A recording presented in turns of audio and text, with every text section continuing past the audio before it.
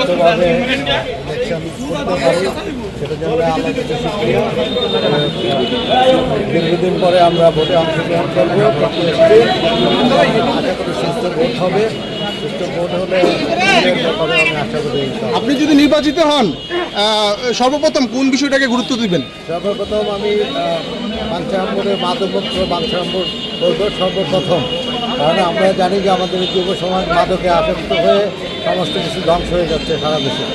যে কারণে প্রথম মাদকমুক্ত বাঞ্ছারামপুর করবো, তারপরে আর্থসামাজিক উন্নয়নে যা করা দরকার। জনগণ আপনাকে কেন ভোট দিবে? জনগণ আমাকে ভোট দিবে এই কারণে যে আমি গত 22 বছর যাবৎ বিএনপির সাথে সম্পৃক্ত, যদিও বিএনপি আমাদের অন্য আরেকজনকে নমিনেশন দিয়েছে। আমি জনগণ আপামর জনসাধারণের সাথে থেকে এই হামলা মামলা মোকাবিলা করেছি এবং তাদের সাথে সার্বক্ষণিকভাবে আছি।